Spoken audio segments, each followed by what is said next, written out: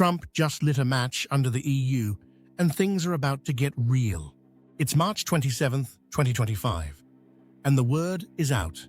The former president is steamrolling ahead with a 20% tariff on all 27 EU nations, no exceptions, starting April 2nd. EU Trade Chief Maroš Šefčovič is calling it devastating, the worst economic blow since the 1950s, and Brussels isn't sitting back. They've got a massive $26 billion retaliation package locked and loaded.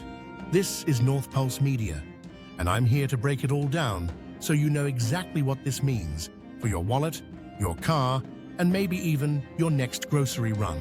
Is this Trump's trade war breaking point? Or is this where Europe draws the line? Let's unpack the chaos together. Why now? Trump's trade war goes nuclear. So what's setting off this firestorm? According to the Financial Times, Šefčovič just returned from Washington waving red flags. Trump's so-called reciprocal tariffs are locked in at 20%, hitting everything the EU ships to the US. The Tax Foundation puts it bluntly, April is Liberation Day, as Trump branded it in a February memo. This isn't just political theater, it's a direct hit on a $576 billion EU export pipeline. We're talking about 20% of their US trade on the chopping block. Your next BMW, that bottle of French wine you love, even your favorite imported cheese, they're all about to get a lot more expensive. Feeling that pinch already? But why now? Why go after the EU so aggressively? Well, Trump's been on a tariff rampage since March 4th. He hit Canada and Mexico with 25%, slammed China with 20%, and now it's Europe's turn. Eurostat reported a $155.8 billion US goods deficit with the EU in 2023, and The Guardian says Trump is fed up.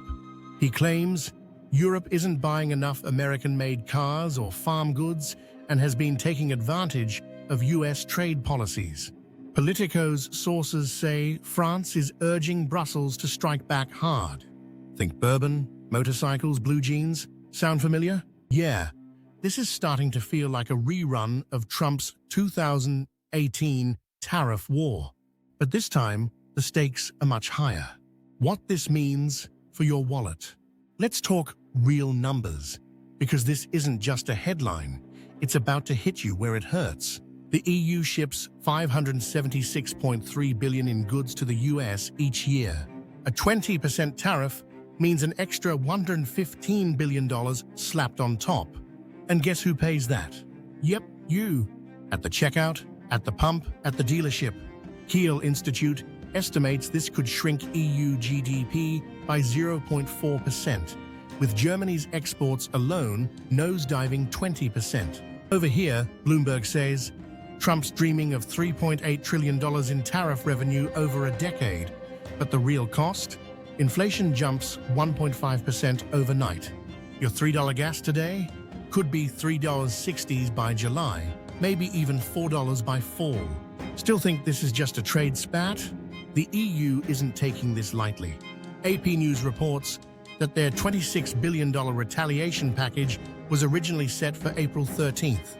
But after negotiations in Washington went nowhere, they're ready to fire back earlier. Šefčovič isn't mincing words. This is the biggest trade conflict in modern history. Politico says France and Italy are fully on board, and European Commission President Ursula von der Leyen has made it clear. Unjustified tariffs get a firm answer.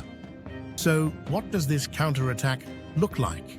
Think of all things iconically American: whiskey, Levi's, Harley-Davidsons. If you thought a 50% tariff on Jack Daniels was bad in 2018, buckle up, because the EU is about to double down.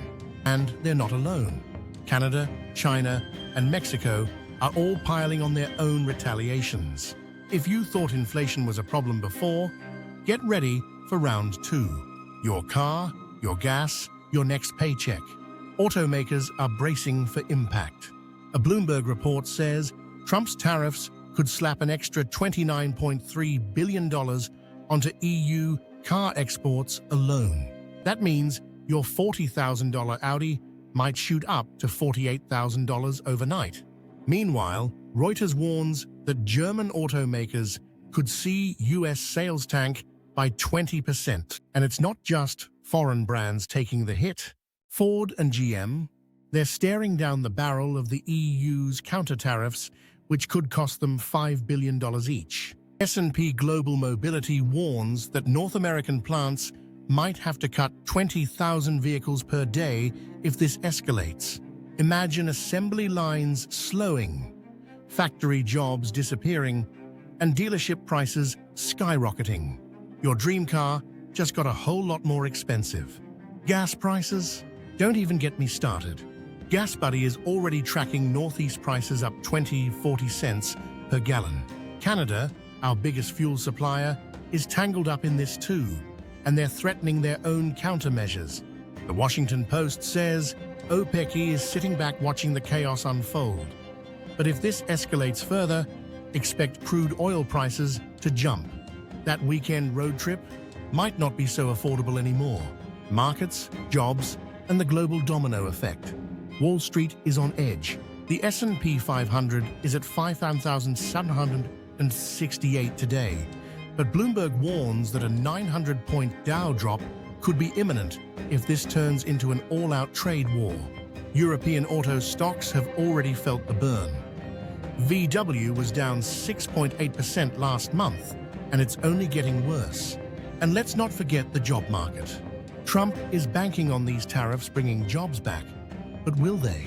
Bloomberg says that while some auto jobs could shift back to the US over time, retaliatory tariffs could kill 300,000 American export jobs in sectors from tech to whiskey. Your industry might not be safe either. Small businesses, they're already feeling it. CNBC reports that 60% of manufacturers might have to cut jobs if tariff costs keep stacking up. That means layoffs, higher prices, and an economy in flux. The global fallout. Who wins? Who loses?